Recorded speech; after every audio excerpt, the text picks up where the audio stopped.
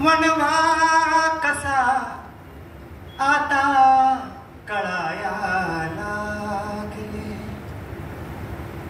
आता कळाया लागले वणवा कसा. भलत्याच माणसाना कुरवाडीत गेलो, कुरवाडीत गेलो. भलत्याच माणसाना कुरवाडीत गेलो. नको नको तयाना कवटाळीत गेलो. मी खेटलो जरासा, मी खेटलो जरासा.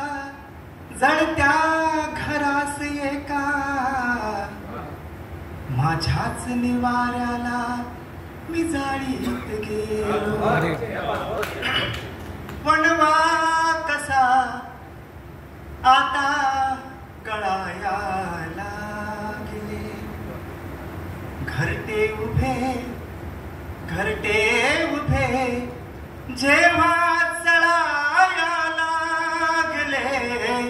वणवा कसा आता कळाया लागले. गझलचा पहिला शेर आहे. चळवळीचे लोक ते गेले तिथे, गेले तिथे, गेले तिथे. चळवळीचे लोक ते गेले तिथे. त्यांचे कसे कुणाशी कसले करार झाले, त्यांचे कसे कुणाशी कसले करार झाले. सोडून चळवळीला नेते फरार झाले. त्यांचे कसे कुणाशी कसले करार झाले. सोडून चळवळीला नेते फरार झाले. भले हो उद्या न तुमचे शांघाय मुंबईचे, भले हो उद्या न तुमचे शांघाय मुंबईचे. आमचे जिणे मरणे वसई विरार झाले. चळवळीचे लोक ते गेले तिथे. मलिदे जिथे, मलिदे जिथे त्यांना मिळाया लागले. वणवा कसा आता कळाया लागले. पुढचा शेर आहे गझलचा. फुलविला, फुलविला बापाने हा उभा मळा. बाबासाहेब तर फुलून गेले होते.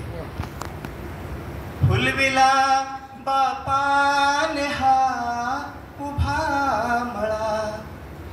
पण शेतीला, पण शेतीला कुंपण गिळाया लागले.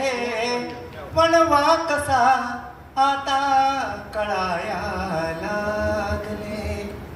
पुढचा शेर आहे.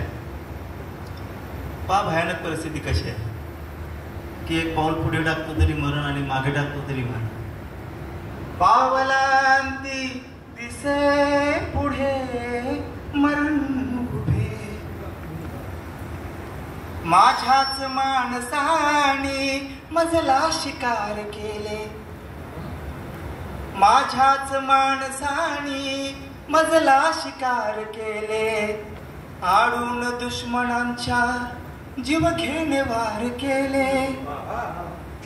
आता परिस्थिती बघ कशी भयानक आहे की माणूस आहे ना, पैसा नसेल किंवा औषध मिळत नसेल त्या इस्पितळामध्ये तडफडून मरून जातो. पण तो मेल्यानंतर मात्र त्याला जाळण्यासाठी लाकडं फुकटात लाकडाने सरणाची सोय केली. या शासनाने आमचे जगणे उधार केले. पावलांती दिसे पुढे मरण उभे. मग रोजचे, मग रोजचे जगणे छळाया लागले. वणवा कसा आता कळाया लागले. गझलचा शेवटचा शेर सादर करतोय. हे जरी असं काही असलं तरी घाबरण्याचं काही कारण नाही. आपल्या चळवळीत नवीन पिढी येते आहे. सुरेश भटांच्या भाषेत सांगायचं की विजा घेऊन पिढी येते आहे. षंढ नाही ही पिढी बाबा तुझी, षंढ नाही ही पिढी बाबा तुझी. तू बघ पुन्हा छावे लढाया लागले. वनवा कसा आता कळाया लागले. जय भीम.